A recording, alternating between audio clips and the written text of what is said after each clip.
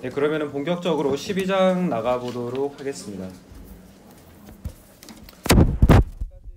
10장에서 기체를 배웠고 11장에서 액체를 배웠죠. 이제 그래서 기체를 배웠고 액체를 배웠으니까 이제 마지막 남은 상인 고체를 배우게 될 겁니다. 고체, 고체상 물질. 그래서 고체라고 하는 거는 이제 여러분들이 나중에 3학년인가? 2학년 2학기 아니면은 3학년 1학기 때 무기화학이라고 하는 과목 배우게 될 거예요. 그래서 그 무기화학 배우게 되시면은 거기서 고체에 대해서 훨씬 더 자세하게 배우게 될 거예요. 그래서 그 기초 내용을 우리가 지금 12장에서 배운다고 생각을 하시면 되겠습니다. 12장에 배우게 되는 내용을 간단하게 정리를 해보면은 우리가 12장에서 배우고자 하는 목표는 첫 번째, 고체의 구조를 좀 이해를 하고 싶고요. 그리고 어떤 고체를 만드는 여러 가지 물질들이 하고 있는 다양한 결합들이 있거든요. 그래서 그런 다양한 결합이 고체 물질의 특성에 어떤 영향을 미치는지 그거를 좀 이해를 해보고 싶고요. 두 번째는 고체 중에 가장 대표적인 예 중에 하나인 금속 결합. 이 금속 결합을 좀 이해를 해보고 싶다. 그게 이제 12장의 목표가 되겠고, 그 다음에 금속 결합을 이해를 하고 난 다음에 우리가 여러 가지 금속의 특징들, 금속의 특징이라고 하면은 여러 가지가 있겠지만은 우리가 전기 전도성, 열 전도성, 그 다음에 펴짐성, 뽑힘성 이런 것들 있잖아요. 그런 금속의 특성들을 좀 배우겠다. 그 다음 네 번째는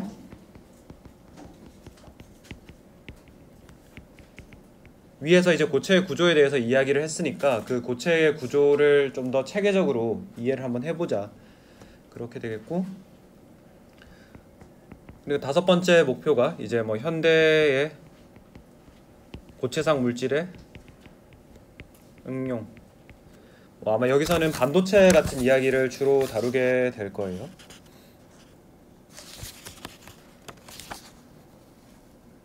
네, 그렇게 다루도록 합시다. 이런 것들을 배우는 게 12장이다. 네, 그렇게 생각을 하시면 되겠습니다. 그래서 이제 앞에 11장, 12장을 배울 때는 그림이 많이 안 나오고 또 3차원 이미지를 머릿속에 생각할 일이 많이 없어요. 근데 12장은 여러분들이 그 3차원 그림을 머릿속에 좀 많이 떠올려야 됩니다. 그래서 조금 수업을 따라가기 어렵다고 하는 학생들도 여기서 많이 생기는데 일단 우리 교재나 우리 책 그리고 우리 수업은 어쨌든 이 2디멘전 평면에서 이야기를 하고 있잖아요. 그래서 여러분들이 조금 받아들이기 어려운데 집에 돌아가셔서 요즘에는 워낙 영상 자료들 같은 거 많이 잘 돼 있으니까 그런 거 3차원 그림 같은 거 좀 보시면서 복습을 하시면 훨씬 잘 될 겁니다. 네, 12.1절 고체의 종류부터 한번 시작을 해봅시다.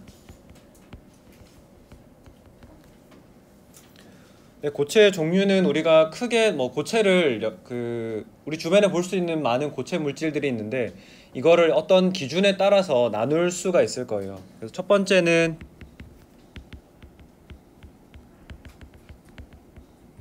배열 상태에 따라서 우리가 나눌 수가 있을 겁니다. 여기서 말하는 배열 상태는 고체를 이루고 있는 입자들이 굉장히 반복적으로 나타나느냐 아니면 어떤 규칙성 없이 제 멋대로 나타나느냐 이 말을 의미하는 거예요. 배열이. 그러니까 첫 번째는 결정성 고체입니다.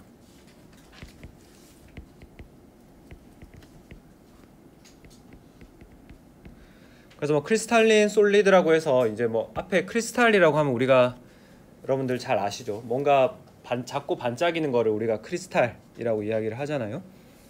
근데 이 결정성 고체가 그렇게 반짝일 수 있는 이유가 그 안을 고체를 구성하고 있는 모든 물질들이 같은 반복된 패턴을 가지고 있기 때문에 외부에서 빛이 들어왔을 때 모두 다 같은 방법으로 빛을 반사시키고 산란시키기 때문에 굉장히 밝게 빛나는 것처럼 보이는 거죠. 그래서 우리가 크리스탈이라고 하면 그런 밝게 빛나는 그런 물질을 생각을 하는 거예요.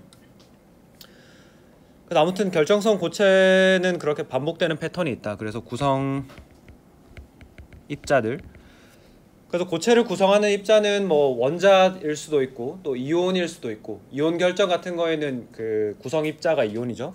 그 다음에 뭐 분자 결정 같은 거에는 구성 입자가 분자일 수도 있어요. 그래서 구성 입자는 원자일 수도 있고 이온일 수도 있고 분자일 수도 있는데, 뭐 이런 것들이 넓은 영역에 걸쳐서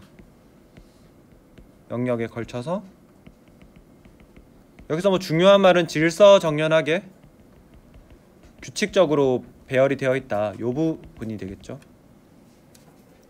그래서 결정성 고체의 가장 큰 특징은 어떤 반복되는 패턴이 굉장히 넓은 영역에서 관찰이 된다, 그렇게 기억을 하시면 되겠습니다. 그래서 결정성 고체의 그런 반대되는 말은 비결정성 고체가 되겠습니다. 그래서 비결정성 고체라고 하면 여러분들이 쉽게 생각할 수 있는 게 뭐 플라스틱, 고무 이런 것들을 생각할 수 있어요. 그러니까 걔네들이, 우리가 플라스틱 같은 거를 만약에 아주 좋은 현미경을 통해서 들여다볼 수 있다, 혹은 고무를 아주 좋은 현미경을 통해서 들여다볼 수 있다 그러면은 원자 단위로, 그럼 얘네들이 막 뭐 이런 식으로 막 꼬여 있고 난리가 나 있어요.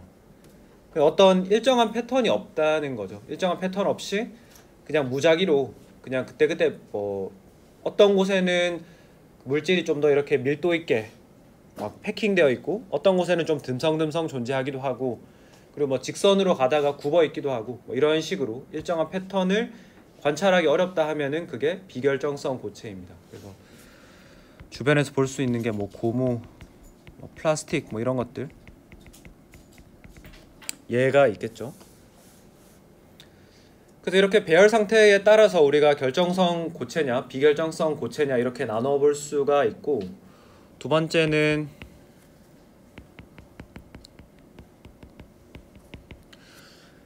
고체를 구성하고 있는 입자가 무엇이냐에 따라서도 우리가 네 종류로 나눠 볼 수가 있습니다. 제가 앞에서 말씀드렸을 때 결정성 고체를 뭐 구성하는 입자가 원자 혹은 이온 혹은 분자 뭐 이렇게 될 수 있다라고 말씀을 드렸죠. 그래서 만약에 구성 입자가 이온이다, 양이온과 음이온이 어떤 규칙을 가지고 배열이 되어 있다라고 하면은 우리가 그거를 이온성 고체 이렇게 부르겠습니다. 그래서 예를 들면은 NaCl 같은 것들, 염화 소듐, 이거는 Na+랑 Cl-가 어떤 규칙을 가지고 배열이 되어 있는 거죠. 두 번째는 분자성 고체. 그 이름을 보면은 이제 이거를 이 고체 물질을 구성하고 있는 게 어떤 종류의 입자다라는 느낌이 오죠. 여기는 분자가 구성 입자가 되는 거예요. 그래서 뭐 예를 들면은 드라이 아이스 같은 것들, CO2 고체 같은 것들 있죠. 그건 이제 CO2 고체, CO2라는 분자가 하나의 구성 입자가 되어가지고 걔가 일정한 패턴을 가지고 반복이 돼서 나타나는 것이 되겠습니다. 그 세 번째는 이제 공유성 그물 구조라는 것이 있는데, 그러니까 이거는 이름을 봤을 때 정확하게 이 공유성 그물 구조 고체를 형성하는 입자가 뭘까 잘 느낌이 안 오는데, 이거는 뭐를 의미하냐면 원자를 의미하고 있는 거예요. 원자가 구성 입자인 고체를 우리가 공유성 그물 구조라고 이야기를 합니다. 여기서 공유성이라고 하는 거는 우리가 예전에 일반학 1에서 배웠던 그 공유 결합이라고 생각을 하시면 돼요. 그러니까 원자들이 일정한 그 공유 결합을 하고 있는데 그게 일정한 패턴을 가지고 반복이 돼서 넓은 영역에서 반복돼서 나타난다. 그러면 우리가 그거를 공유성 그물 구조라고 할 수 있죠. 그럼 뭐 예를 들자면은 다이아몬드 같은 것들이 있는 거죠. 네 번째는 금속성. 뭐 이거 금속성이라고 하는 거는 또 역시 이름만 보면은 알 수가 있죠. 금속이 구성 입자가 되는 것이고, 이거는 뭐 우리 주변에 볼 수 있는 굉장히 많은 금속들, 뭐 소듐 금속, 뭐 포타슘 금속, 수은 뭐 오만 것들, 금도 뭐 금 같은 것들도 있겠죠. 금 땡땡땡 뭐 이런 것들이 있습니다.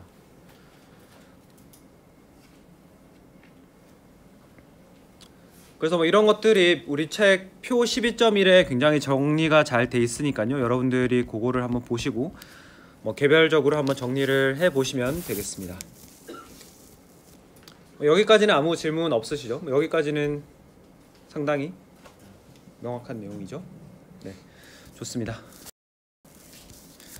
그러면은 12.2절로 가가지고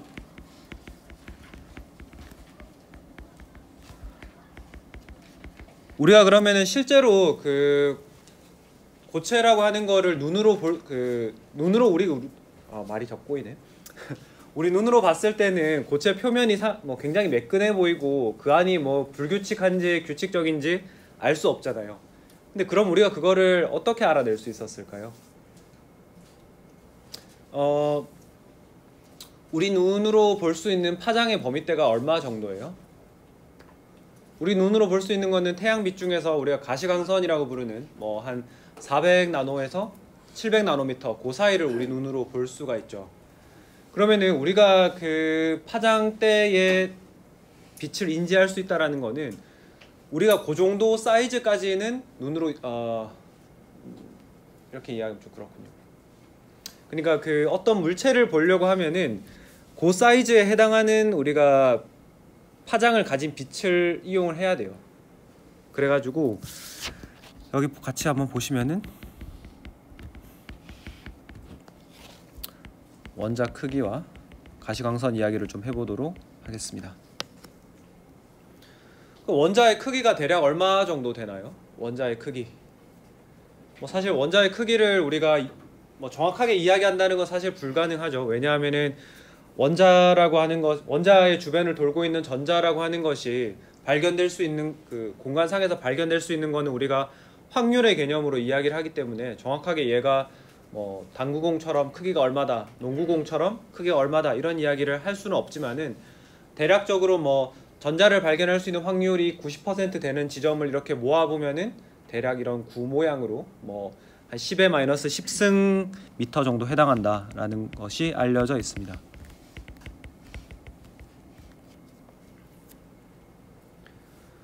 근데 제가 앞에서 말씀드렸던 것처럼 어떤 물체를 빛이 주어졌을 때 우리가 인지를 할 수 있고 눈으로 볼 수 있다라고 하는 거는 그 물질의 크기와 그 물질의 조사되는 빛의 파장이 어느 정도 일치해야지 우리가 볼 수 있어요. 근데 제가 앞에서 말씀드렸다시피 사람의 눈으로 인지할 수 있는 가시광선 파장의 범위는 대략 400나노미터에서 700나노미터 요 정도입니다. 그러니까 우리는 이 정도로 큰 사이즈를 우리가 눈으로 인지를 할 수가 있기 때문에 원자 크기라고 하는 이 정도는 우리가 인지할 수 없는, 가시광선의 반사가 일어나지 않는 거죠. 그래서 원자 크기는 그럼 너무 작기 때문에 우리가 눈으로 볼 수 없다. 그래서 우리가 어떤 것들을 활용하냐 하면은 바로 X선이라고 하는 것을 활용을 하게 됩니다. 근데 X선의 이름이 왜 X인지 아세요, 여러분들? 왜 X? 아세요? 손든 거 아니에요? 아닌가? 네. 그 렌트겐이라는 사람이 이제 뭐 어떤 저도 정확하게 어떤 실험인지 기억은 안 나는데 하여튼 뭐 금속을 갖다 놓고 하는데 그 금속에서 뭔가 방사선이 나오더라. 그래서 뭔가가 나오는데 그게 이제 뭔지를 모르니까 그 미지수를 우리가 X로 많이 두잖아요. 그래서 잘 모르겠다고 해가지고 X선이라고 했던 것이 지금까지 이렇게 쓰이고 있는 거죠. 좀 잘난 척을 하려면 완벽하게 뭔지를 알고 와서 잘난 척을 해야 되는데 무슨 실험이었는지 잘 기억이 안 나네요. 아무튼 그래서 우리가 X선을 활용을 하면은 어떤 시료가 이렇게 있을 때 거기에 X선을 이렇게 투과를 시켜주면은 이 안에 물질들이 물질들이 들어있을 테니까 이 물질들이 X선을 이렇게 막 반사시키고 산란시킬 거 아니에요. 그러면 어떤 산란이 일어나면 여기에 어떤 무늬들이 이렇게 관찰이 됩니다. 여기에 무늬들이 이렇게 관찰이 되어 가지고, 그래서 그 무늬들을 보면 우리가 역으로 이 안에 고체 구조가 어떻게 생겼을 거다라는 거를 역으로 유추를 할 수가 있죠. 그래서 이제 이 X선 분광학이라고 하는 것이 굉장히 하나의 중요한 화학 연구 분야가 되어 있고, 실제로 교수님들 중에서는 이 X선 분광학만 연구를 하시는 분들도 있어요. 그래서 그냥 하루 종일 이 요거 패턴만 보고 구조가 어떻게 생겼는지를 역으로 유추하는 그런 연구를 하시는 분들이 있죠. 여러분들도 관심이 있으시면 그런 거를 해보시면 되고, 그러면은 이 X선이 빛이기 때문에 어떤 곳에 부딪혀가지고 산란이 일어난다 라고 하면은 우리가 여기서 관찰할 수 있는 게 바로 회절 무늬라는 것이 되겠습니다. 이 회절이라고 하는 거는 빛이 파동이라고 하는 것에 착안을 해가지고 우리가 이해를 할 수 있는데, 파동이라고 하는 녀석은 바로 간섭 현상을 일으키죠. 그래서 파동이 간섭 현상을 일으킨다라고 하는 거는 좀 잘 이해를 해 두셔야 돼요. 그래서 이걸 잘 이해를 해야지 여러분들이 나중에 물리화학 배우실 때에도 우리가 분자 오비탈들을 뭐 두 개를 섞을 때, 두 개를 더해줄 때 이 간섭 현상을 바탕으로 우리가 설명을 하기 때문에 이 부분에 이해가 좀 필요하죠. 그래서 간섭 현상에는 보강 간섭이 있고 상쇄 간섭이 있습니다. 그래서 예를 들자면은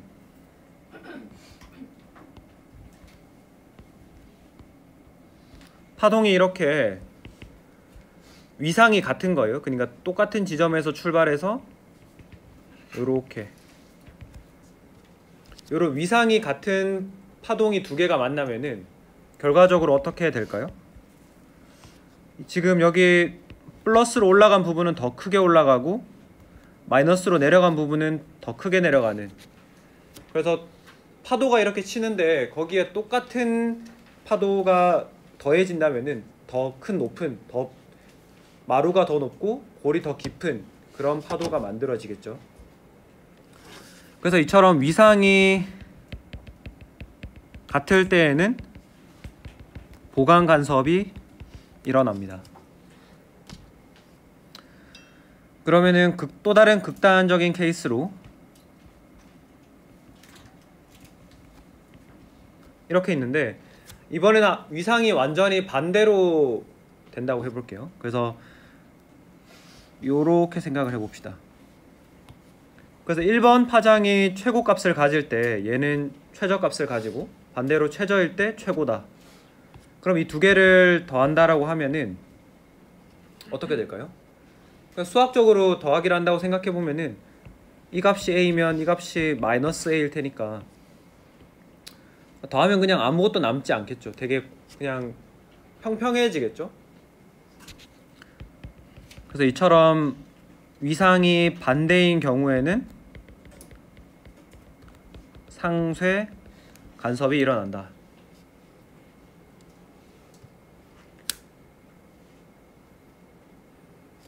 그래가지고 여기에 지금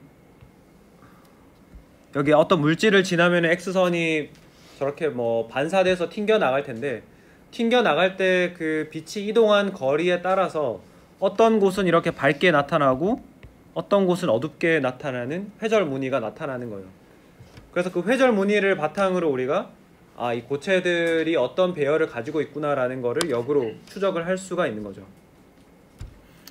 그래서 그거를 실제로 어떻게 하는지를 간단하게 봐보도록 할게요. 그래서 우리가 브래그 회절을 조금 이해를 해볼 텐데요. 그래서 저도 그림을 그리겠지만은 우리 책의 그림 12.5를 보시면은 조금 더 고퀄리티의 그림을 볼 수가 있습니다.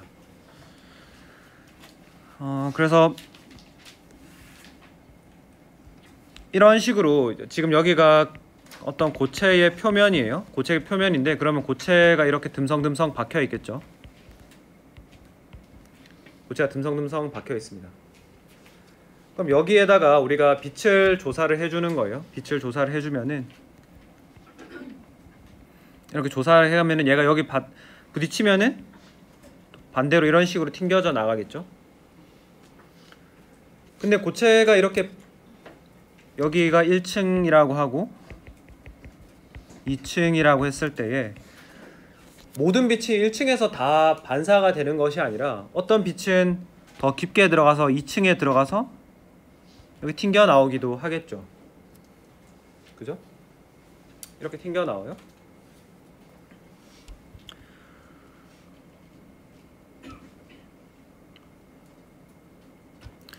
이렇게 튕겨 나오는데 그러면은 얘네들이 이제 쭉 직진해가지고 나중에 저기 이쪽 벽에 가가지고 검출되는 판에 가서 부딪히면은 여기에서 뭐 만약에 두 개의 파장이 같은 위상으로 들어오면은 보강 간섭이 일어나서 이렇게 밝게 나타날 거고 밝은 부분, 만약에 상쇄 간섭이 일어난다 그러면은 어두운 부분으로 관찰이 되겠죠. 그렇게 될 겁니다. 그러면은 우리가 이제 약간 그 뭐랄까요, 뭐 굉장한 수학도 아니지만은 조금 그런 산수와 같은 이야기를 해보면은 요 점을 우리가 A라고 해볼게요.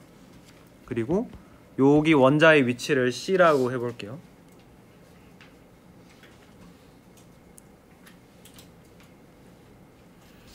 결국 그럼 우리가 알고 싶은 거는 이 사이의 거리가 얼마나 되느냐, 그죠? A와 C 사이의 거리인 D를 알고 싶은 거예요. 그죠? D 1층 원자와 2층 원자 사이 거리 D를 알고 싶다.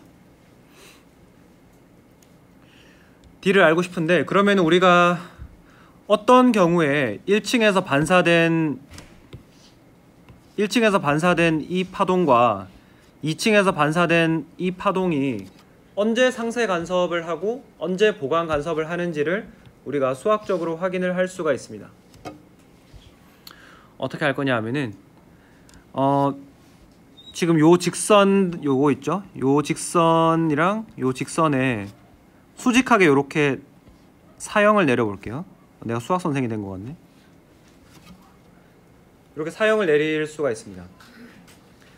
그럼 사형을 내리면은 무슨 말이냐면은 요 지점까지는, 사형을 내린 요 지점까지는 1층의 파동이 이동한 거리나 2층의 파동이 이동한 거리가 똑같죠. 여기까지는. 그럼 차이가 나는 부분은 바로 요만큼이에요. 요만큼이에요.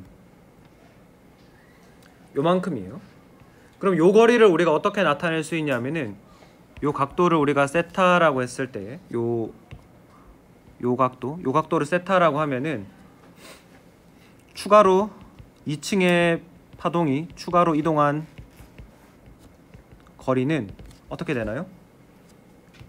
요 값이 삼각형 다시 여기 한번 여기 그려볼게요. 요게 D고 요게 세타예요. 추가로 이동한 거리는 이거죠.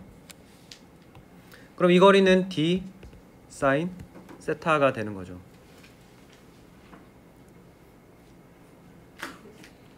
그러면 빛이 들어올 때 2층의 빛이 D 사인 세타만큼 더 이동했고, 그럼 나가서 반사돼서 나갈 때도 똑같아요. 반사돼서 나갈 때도 사형 내린 여기까지는 지금 요 부분의 이동 거리가 똑같죠. 지금 요 제가 땡땡한 부분은 서로 같아요. 아, 여기는 3개, 여기는 2개, 3개 해야지 얘들 2개 같고 얘들 2개 같다는 표현이 되겠네요. 이렇게 하면 역시 또 추가로 2층에 도달한 빛이 추가로 이동한 거리가 요만큼이 되니까 이것도 역시 D 사인 세타가 될 겁니다. 그죠? 그 입사광과 반사광의 이루는 그 각도가 똑같잖아요. 그 물리 시간에 배우셨죠? 뭐 스넬의 법칙인가요? 뭐 하여튼 그 세타가 똑같죠. 그래서 2층 그러면은 결론적으로 이야기를 하면은 2층이 추가로 이동한 거리는 입사광과 반사광을 다 고려를 해보면은 2D 사인 세타가 되는 거예요.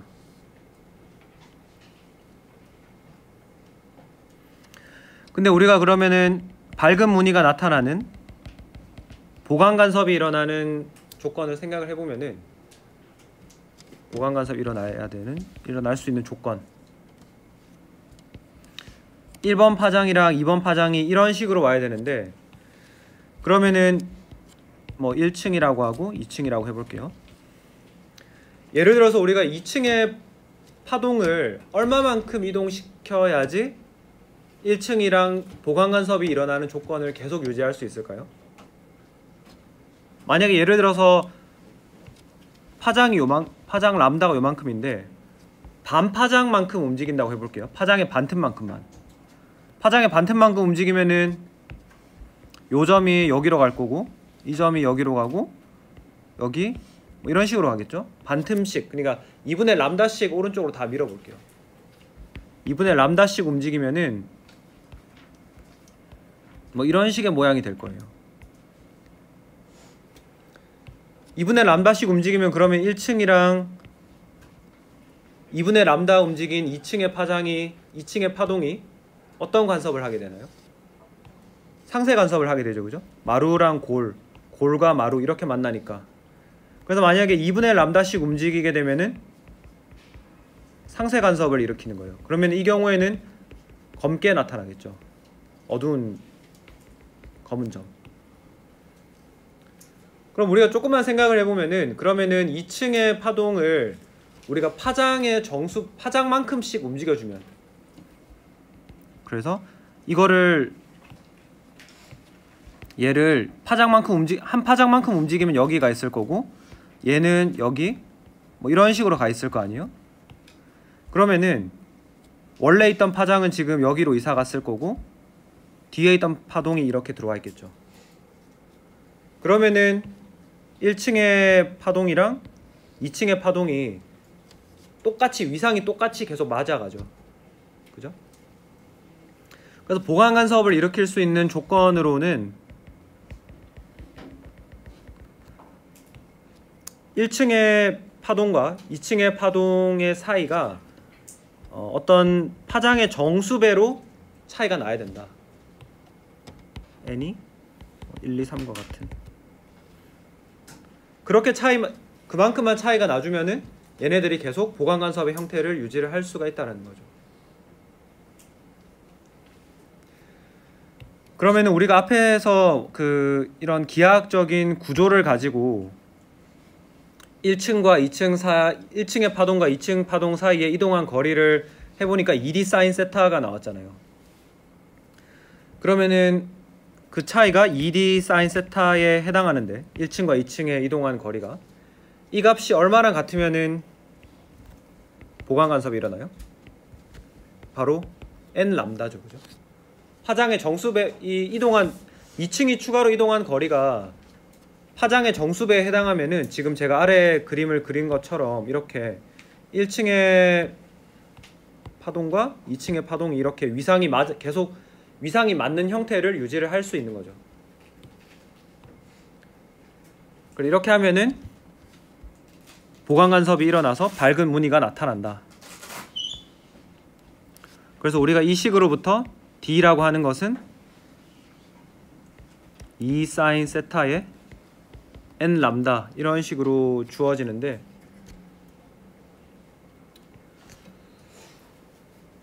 우리가 어떤 빛을 조사하는지 우리가 조사하는 빛의 우리가 조사하는 빛의 파장은 알 수 있죠. 내가 뭐 532나노미터의 빛을 조사한다, 뭐 635나노미터를 조사한다, 파장은 내가 알고 있어요. 그 다음에 사인 세타도 우리가 측정을 할 수 있죠. 기계로 측정을 할 수 있어요. 측정 가능. 그리고 n 값은 대부분 1이에요. 그러니까 이게 그 고체들 사이에 간격이 아주 크지 않기 때문에 이 둘 사이가 뭐 두 파장 이상 차이 나는 일은 거의 없기 때문에 n은 1이라고 둘 수 있고, 그래서 우리가 그러면은 n 알고 람다 알고 사인 세타 아니까 d 값을 계산을 할 수 있는 거죠. 그래서 우리가 조사하는 빛의 색깔도 바꾸면서, 색깔을 바꾼다는 건 파장을 바꾸면서, 그리고 조사하는 각도를 조정할 수 있죠. 그래서 여기 뭐 이런 식으로 수직 조사를 할 수도 있고, 뭐 45도 조사, 30도 조사 이런 식으로 빛을 이렇게 왔다 갔다 하면서 조절을 함으로써 세타를 조절할 수 있는 거죠. 그래서 이 세타를 바꾸면서 우리가 보강 간섭이 나타나는 지점을 찾는 거예요. 그래서 찾아가지고 이 고체들 사이의 간격 D를 계산을 할 수가 있겠습니다. 그래서 이게 그 유명한 브래그 회절식이 되는 거예요. 브래그 회절식. 그래서 D는 2 사인 세타분의 n 람다다. 그래서 뭐 나머지 값들은 우리가 아는 값을 쓰면 되겠다. 그렇게 하면은 되겠습니다. 혹시 뭐 여기까지 해서 질문 있으신가요? 네, 좋습니다. 그리고 이제 다시 12.3절로 나가 봅시다. 이제 사실 12장에서 결정성 12절에서 가장 좀 골치 아프고 머리 아픈 부분이 바로 여기일 거예요.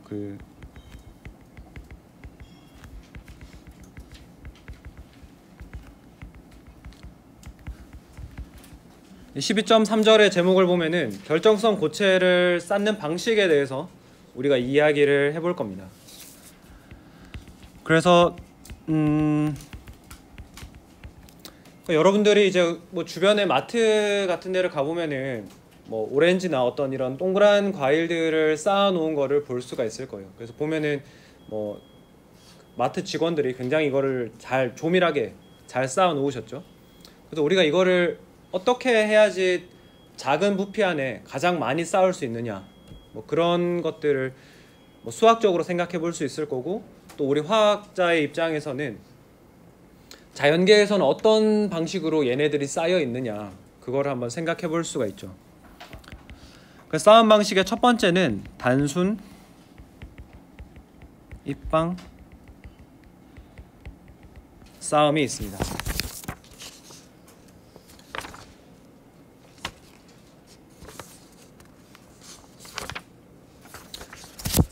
그래서 단순 입방, 여기서 말하는 입방이라고 하는 거는 큐빅이에요. 큐빅. 그러니까 육면체. 네.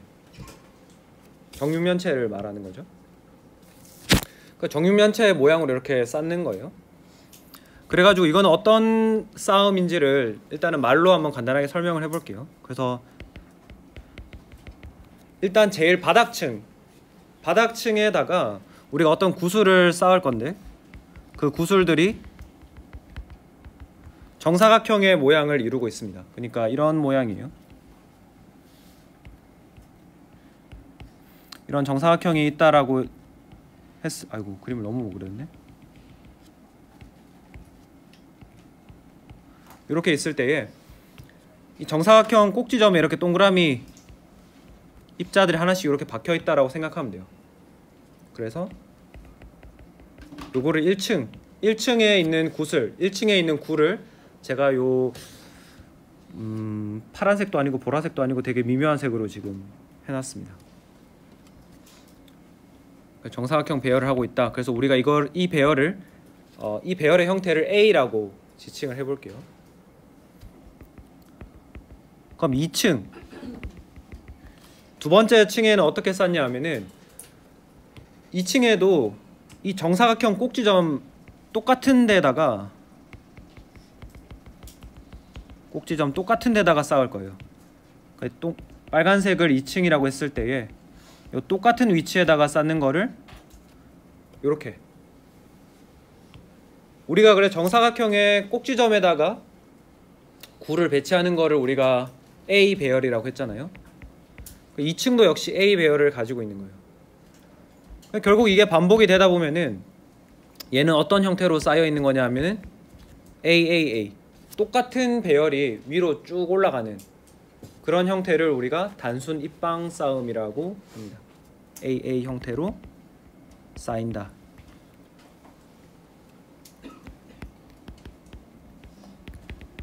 뭐 쉽죠 이거는 뭐 별로 어렵지 않죠. 그냥 정사각형 꼭지점에 동그라미 두고 두 번째 층에다가 동그라미 두고, 그래서 이걸 입체적으로 본다 그러면은 1층에 이렇게 동그라미들이 있고요, 2층에 동그라미들이 똑같은 위치에 그냥 이렇게 위쪽으로 이동만 한 형태로 이렇게 배열되어 있다라고 생각을 하시면 되겠습니다. 그래서 이제 우리가 배위수라는 단어 개념에 대해서 배울 텐데, 배위수는 어떤 하나의 입자를 둘러싸고 있는 주변 입자의 개수라고 생각을 하시면 됩니다.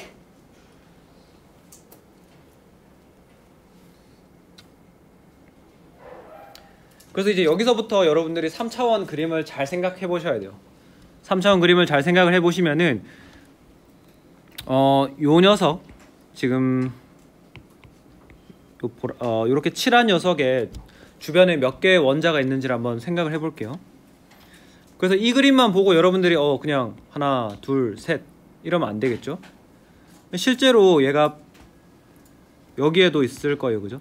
1층에 이렇게 더 있을 거고, 그리고 이 화면의 바깥으로 튀어나오는 요 부분에도 하나 더 있을 거예요, 그죠? 그래서 실제로 지금 2x2였는데 3x3까지 확장을 시키면은, 그러면은 요 중심 원자를 여기 중심 원자를 두고 한번 카운트 해볼까요? 여기 하나 둘 셋 넷, 이렇게 4개가 있죠. 일단 같은 층에 4개가 있고요, 그리고 역시 똑같은 거리에 위층에도 있고, 그죠? 위층에 5번째가 있고, 그리고 조금만 더 생각해 보면은 아래층에도 역시 하나 더 있겠죠. 그래서 같은 층에 4개, 층에 4개가 있고 위아래로 1개씩 더 있어가지고, 그래서 단순 입방 싸움의 경우에는 주변에 몇 개씩 있나요? 총 6개의 원자가 6개 원자라고 하지 맙시다. 6개의 입자가 하나의 입자를 둘러싸고 있는 그런 형태가 되겠습니다.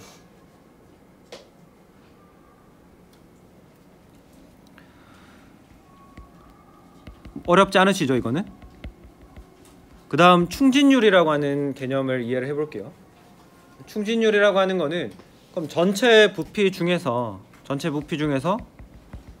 구가 차지하는 비율. 그러니까 지금 뭐 그림을 보시면 제가 노트 안 올려드렸나 이거는? 표정물이 안 올려드린 것 같네. 제가 앞으로 까먹지 않고 잘 올려놓도록 하겠습니다. 네. 네, 아무튼 이 그림에서 보시면은 지금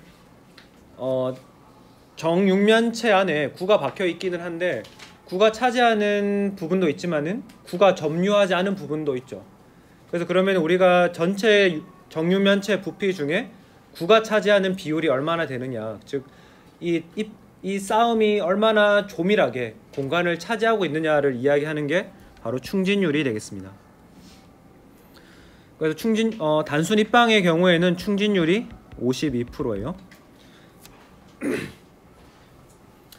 뭐 충진율 계산하는 거는 사실 별로 어렵지는 않아요. 이거 궁금하신 분들은 제가 또 제 유튜브 홍보해야겠네. 제 유튜브에 올려놓을 테니까 거기 찾아보시면 됩니다. 네. 괜히 딴 사람 유튜브 보지 말고 제 거 많이 봐주세요. 네. 아무튼 여기서 뭐 제가 계산을 간단히 올려놓을 테니까 뭐 궁금하신 분들은 보시면 되고, 나는 뭐 궁금하지 않다, 너의 그 유튜브를 보고 싶지 않다, 그런 분들은 안 보셔도 됩니다. 네, 뭐 이거를 제가 뭐 그 시험 문제 내거나 그러지는 않을 거예요. 그래서 이렇게 해서 이제 단순 입방 싸움에 대한 설명이 끝났고, 이제 두 번째 싸움의 종류를 한번 가볼게요.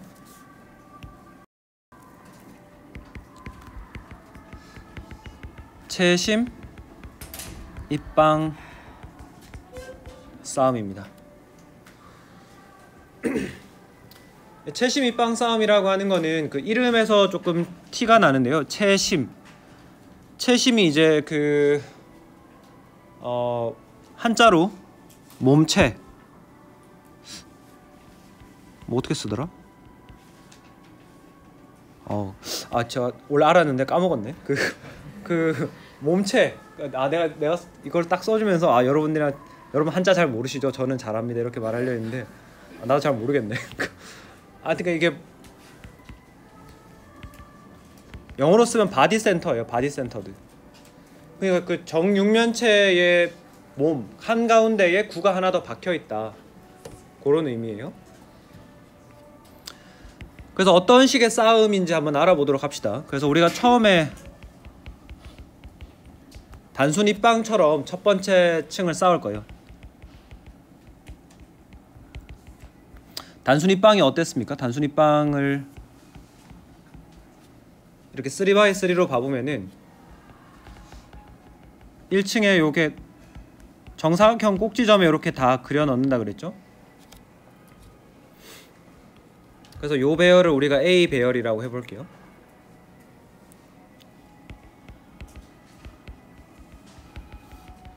그럼 두 번째 층은 어떠냐 하면은 우리가 단순 입방의 경우에는 1층이랑 똑같은 곳에 높이만 높여서 2층을 쌓았잖아요. 근데 이 채심 입방에서는 요 사각형의 요 가운데 비는 부분 있죠. 여기에다가 2층에 공을 끼워 넣는 거예요. 그래서 두 번째 층을 묘사해 보자면은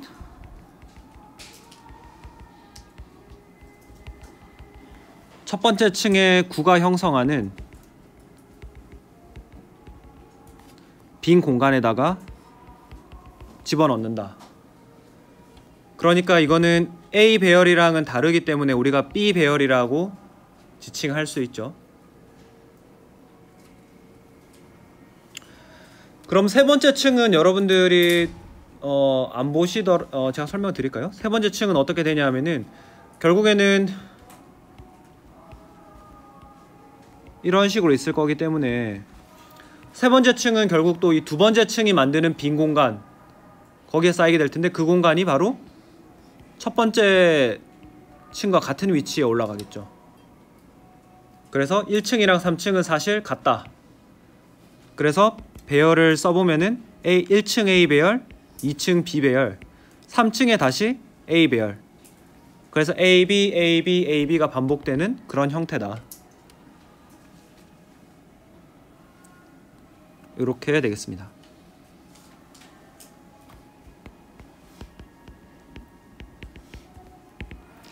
배위수는 얼마일까요? 배위수를 한번 생각을 해보면은 여기를 한번 따와 볼게요. 요 부분 있잖아요.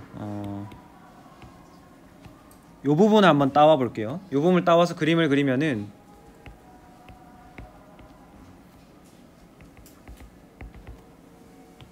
그래서 1층이 요렇게 있을 거고 3층은 하늘색으로 이렇게 있을 거고 2층이 이제 여기에 뭐 좀 입체적으로 나타내기 어렵지만은 이 가운데에 박혀 있겠죠. 그러면은 이 가운데 이 빨간색 공을 기준으로 몇 개의 주변 입자와 접하고 있나요? 총 8개죠, 그죠? 지금 위층에 4개 있고 아래층에 4개가 있기 때문에 총 8개 8배위 한다. 이런 식으로 이야기를 할 수가 있겠습니다.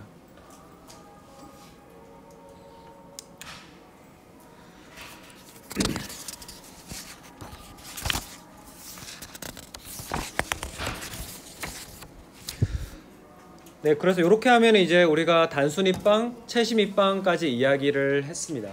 그 다음에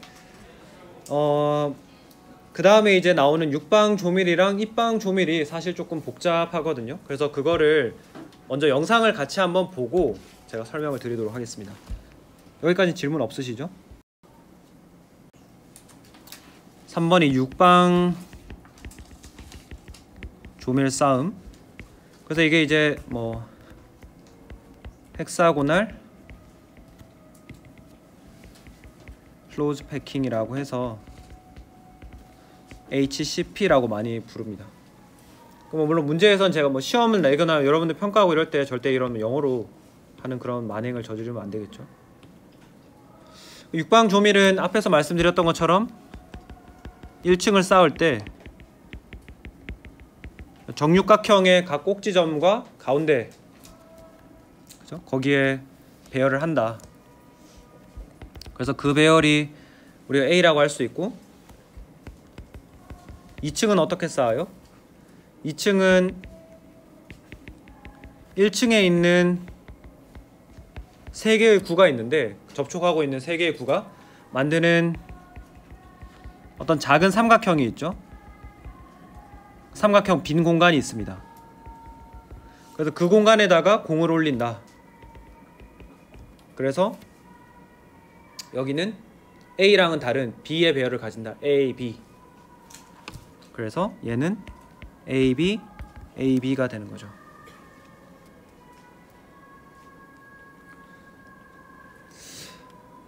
그리고 나서 이제 배위수를 이해를 해보면은,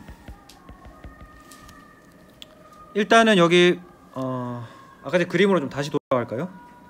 배위수가 같은 층에 6개, 아래층, 위층에 각각 3개씩 있어가지고 배위수가 총 10이다. 그 배위수가 이만큼 늘어나니까 충진율도 더 커진다라는 거를 우리가 이해를 할 수 있죠.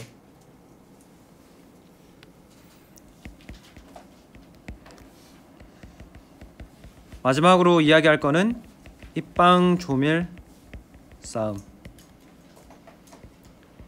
큐빅 클로즈 패킹, CCP라고 부릅니다. 이게 이제 아마 여러분들 무기화학 배우시면은 뭐 HCP, CCP 이런 이야기가 많이 나오기 때문에 제가 말씀을 드린 거고, 그 싸움 방식을 보면은 1층과 2층은 육방 조밀과 똑같다.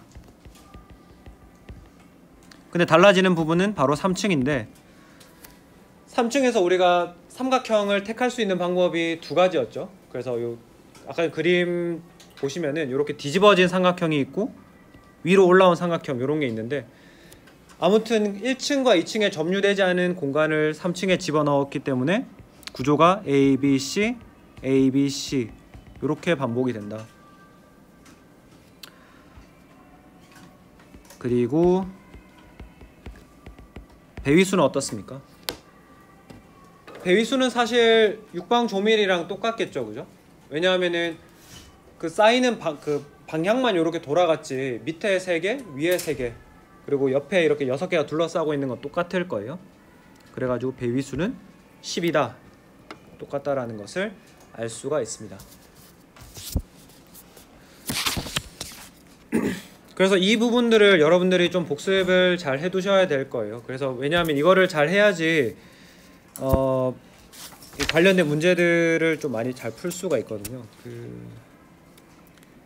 그래서 한번 연습을 해보시고, 근데 중간에 헛소리 하느라고 여기 마지막에 단위세포는 못 나갔네. 아무튼 단위세포라고 하는 거를 우리가 다음 시간에 이야기합시다. 그럼 빨리 가야 되니까. 그래요, 오늘은 여기까지 하도록 하겠습니다. 네, 감사합니다.